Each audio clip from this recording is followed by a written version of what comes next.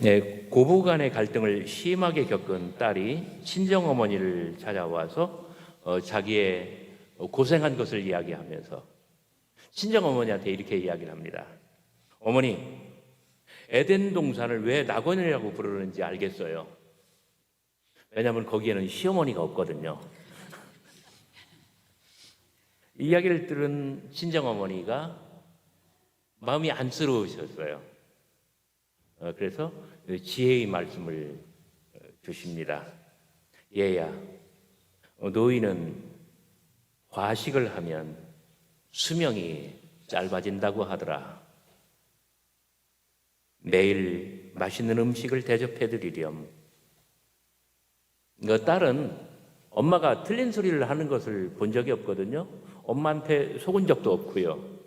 그래서 어머니의 말씀대로 친정 어머니의 말씀대로 하면 되겠구나 하면서 시댁으로 가서 시어머니 입맛에 맞는 음식을 정성껏 준비했습니다. 그랬더니 하루하루 지나면서 며느리를 대하는 시어머니의 태도가 아주 부드럽게 변화했습니다. 며느리도 시어머니에 대한 미움이 사라지고, 그리고 효성이 지극한 며느리로 소문이 자자하게 났습니다. 지혜로우신 친정어머니의 충고 한마디, 이 한마디가 딸을 효성이 지극한 며느리로 만들었던 것입니다. 어머니는 우리에게 누구입니까? 노벨 문학상을 받은 펄벅 여사는 어머니의 초상이라고 하는 작품에서 이렇게 말을 했습니다. 나의 어머니는 23세에 결혼하자마자 선교사인 자기 남편, 그러니까 내 아버지를 따라 중국으로 들어갔다. 중국에서 굶주림과 생명의 위협 속에서 7명의 자녀를 낳아서 기르셨다.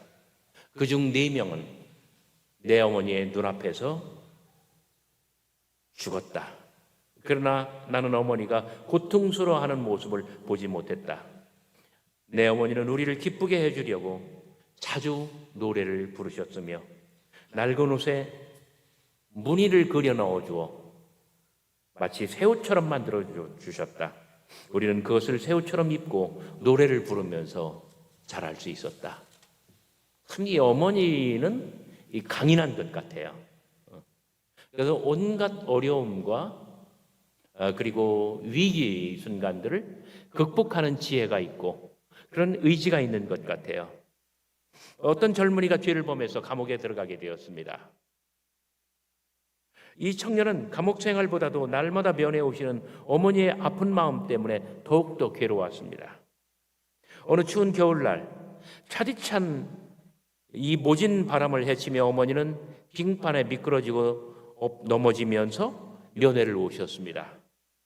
그리고 아들을 보고는 오는 동안 식을까봐 따뜻한 품에 품고서 가져온 이 우유를 꺼내서 아들에게 전해줍니다. 얘야, 어서 마셔라. 식겠다.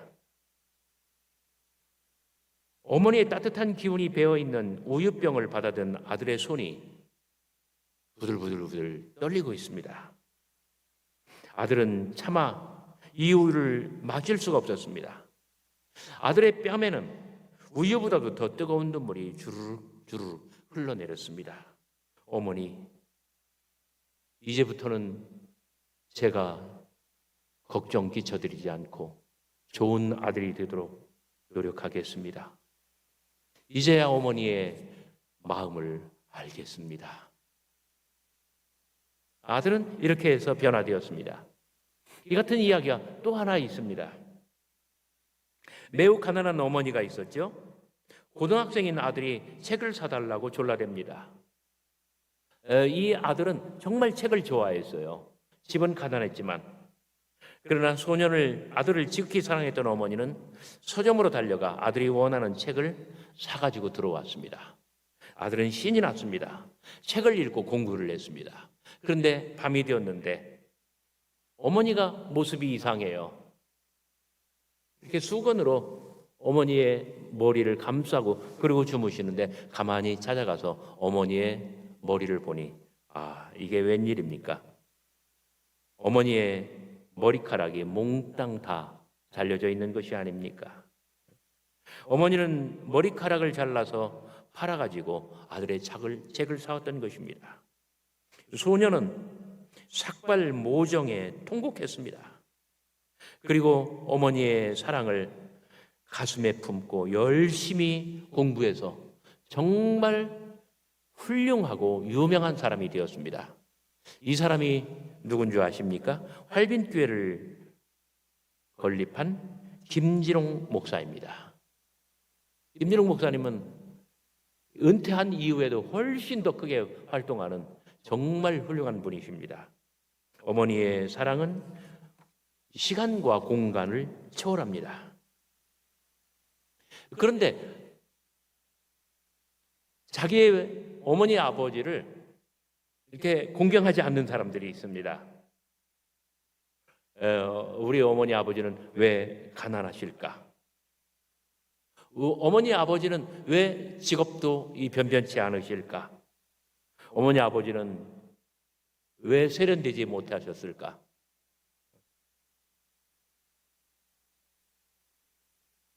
미국의 가장 존경받는 대통령 에이브라함 링컨은 효성이 지극하기로 이름이 나 있습니다.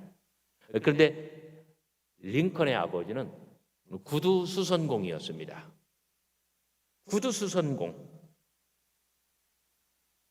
그리고 아브라함 링컨 자신도 학력이 좋지를 못해요. 초등학교를 다니다가 중퇴하고 말았습니다. 학문이 없는 가방끈이 짧은 사람이 대통령이 된 거예요. 그리고 그 부친도 시원치 않고요.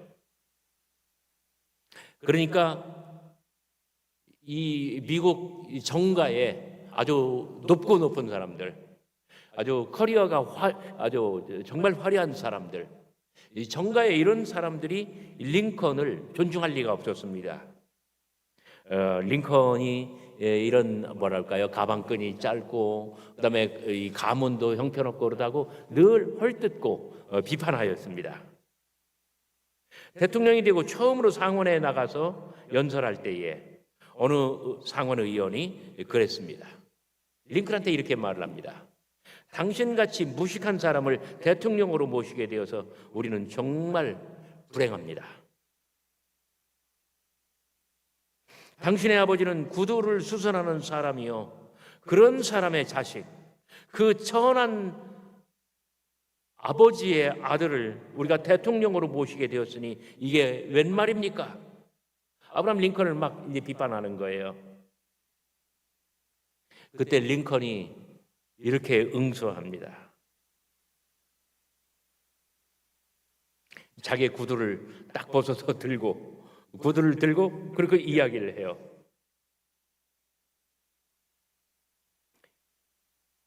대단히 감사합니다. 오랫동안 잊고 있었는데 아버지를 기억나게 해주셔서 정말 감사합니다. 그러나 나는 내 아버지를 자랑스럽게 생각합니다. 우리 아버지는 자기 직업에 충실하였고 구두를 정말 잘 만드는 사람이었습니다. 내가 아버지께 어깨너머로 배운 솜씨가 좀 있는데 당신 구두가 망가지면 나한테 가져오시오. 내가 좀 고쳐드리겠소. 이 이야기의 교훈이 뭡니까? 결정적인 순간에 말싸움을 잘해야 된다라고 하는 점이에요. 여러분, 내 아버지는 구두 수선하는 사람입니다. 링컨처럼 떳떳하게 자기의 아버지와 자기의 어머니를 사람들 앞에서 말할 수 있어야 돼요. 아버지의 직업, 아버지의 선택, 아버지의 인생, 우리가 존중해야 된단 말이에요. 내 아버지는 머슴이었소. 내 아버지는 머슴. 나는 머슴의 아들이요. 말할 수 있어야 돼요. 우리가 태어난 것은 천륜이지요. 우리가 선택하고 태어나는 게 아니잖아요. 그러나 내 아버지와 내 어머니, 가장 중요한 것은 무엇입니까? 그분들의 삶에 진정성을 가지고 최선을 다했다는 점이에요. 비록 남들에게 존경받지 못하는 직업이었다 할지라도 그 직업을 가지고 열심으로 땀 흘려 일하면서 자식들을 키워냈잖아요. 우리는 이 불리한 조건 속에서도 자식들을 사랑하기 위해서 그렇게 열심히 살고 사람들에게 때로는 손가락질을 당하고 때로는 멸시를 당하고 때로는 무시를 당하면서까지도 자식을 키워낸 이런 어머니, 이런 아버지, 정말 가장 자랑스럽게 말할 수 있어야, 그래야 정말 우리가 본분을 다하는 거예요. 그래야 우리가 부모를 공경하는 것입니다. 그래요. 가장 중요한 것은 내 아버지와 내 어머니가 삶과 사랑에 충실하였고 열정을 가졌다는 점, 우리는 이 점을 가장 자랑스럽게 생각하고 이 점을 감사하고 정말 이 점을 하나님 앞에 감사하고 또 영광을 돌려야 될 것 같습니다. 하나님께서는 온 세상에 다 계실 수가 없었답니다. 그래서 집안마다 아버지를 두시고 어머니를 두셨다고 합니다. 아버지와 어머니는 가정에서 하나님과 같은 그런 분이십니다. 조건 없는 사랑, 절대적인 애정, 그리고 세상에서 수모를 당하면서까지 자식 사랑에 최선을 다하며 우리 자녀들을 길러주시지 않았습니까? 어린아이들에게 어머니는 하나님을 대신한 이름이다. 어머니의 웃는 얼굴이야말로 약한 아이에게 힘을 주는 하나님이시다. 토머스 에머슨이, 발명왕 에머슨이 한 말입니다. 우리의 어머니와 아버지는 우리가 어렸을 적에 우리에게 하나님과 같은 분이셨습니다. 마음으로부터 존경심을 가져야만 합니다. 그리고 사람들 앞에서 우리의 자랑스러운 부모님이시라고, 나의 아버지, 나의 어머니이시라고 이렇게 말할 수 있어야 합니다. 성경은 오늘 우리에게 권면합니다.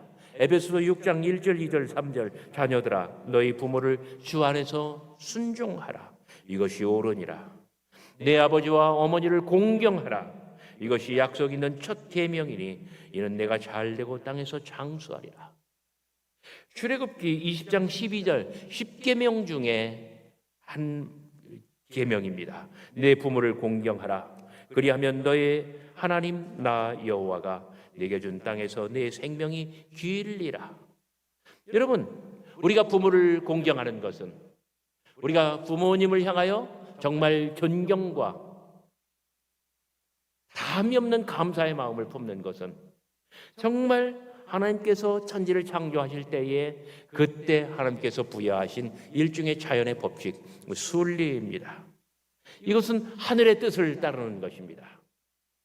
부모를 공경하면 순리를 따르고 창조의 섭리를 따르며 하나님의 뜻을 따르는 것이므로 이러한 사람들이 세상에서 잘되고 그리고 복되고 하나님의 큰 은혜를 입는 것은 당연한 이치인 것을 믿으시기를 바랍니다.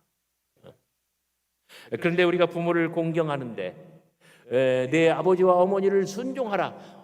아버지와 어머니에게 순종하는데 이 모든 것은 주 안에서 하라고 합니다.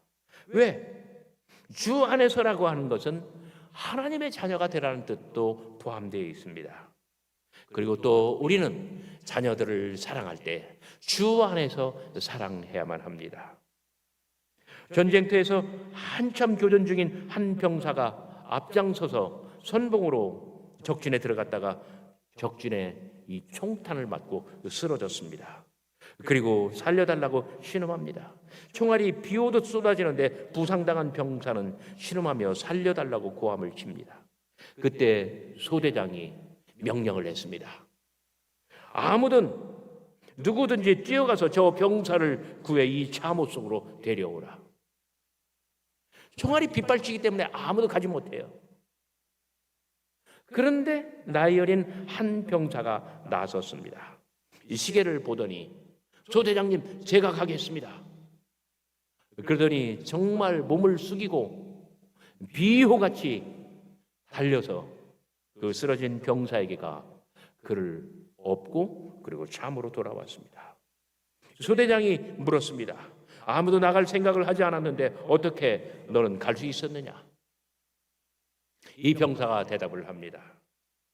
소대장님, 제가 뛰어나간 바로 그 시간은 날마다 저희 어머니가 저를 위해서 기도해 주는 시간입니다. 하나님께서 저를 보호해 주실 것을 믿었기 때문에, 어머니의 기도 시간이기 때문에 저는 용기를 가질 수 있었습니다. 우리가 자녀를 이런 마음으로 주 안에서 믿음으로 양육하면 좋을 것 같습니다. 미국의 16대 대통령 링컨의 어머니 낸시는 우리나라로 말하자면 신사임당 같은 분이십니다. 낸시가 자기 아들 링컨을 보살펴준 기간은 고작 9년에 불과했습니다. 링컨이 9살 때 어머니마저 돌아가시게 된 거예요. 왜냐하면 링컨이 9살 되었을 때 독초를 뜯어먹은 소의 젖에서 나온 우유를 먹고 그 이제 독이 있었던 거예요. 그리고 그 우유를 먹고 낸시, 링컨의 어머니는 숨지게 됩니다. 그때 낸시는 링컨의 손에 작은 성경책을 들려주며, 낡은 성경책을 들려주며 링컨에게 말합니다. 아들아, 오늘 너에게 세상에서 가장 귀중한 선물 하나를 주겠다. 내가 너에게 200에이커의 논과 밭을 줄 수는 없지만 세상에서 가장 귀중한 선물을 너에게 주겠다. 이것은 너의 할아버지가 너의 아버지에게 주신 것이며 너의 아버지가 일평생 간직하며 읽은 책이다. 그리고 너도 너의 할아버지, 너의 아버지처럼 그렇게 살아라. 링컨에게 건네준 책은 낡은 성경책이었습니다. 세상에 내가 없더라도 이 책이 너를 올바른 길로 인도해 줄 것이며 이 책이 너를 바른 사람으로 만들어 줄 것이다. 세상에 어머니도 없고 아버지도 사라지셨지만은 그러나 링컨에게는 이 한 권의 책이 있었습니다. 링컨은 이 책을 가지고 열심히 읽으며 학교에서 공부하지 못한 것을 이 책으로 공부했고, 그리고 이 책이 명령하는 대로 링컨은 따라 살면서 훌륭한 사람이 되었고, 비록 그는 가방끈이 짧았지만은 미국의 16대 대통령으로 우뚝 설 수 있었던 것입니다. 우리가 주 안에서 부모를 공경하고 우리가 주 안에서 자녀들을 양육하면 이렇게 세상에서 잘 되고 참으로 만사가 형통하는 복이 있을 줄 압니다.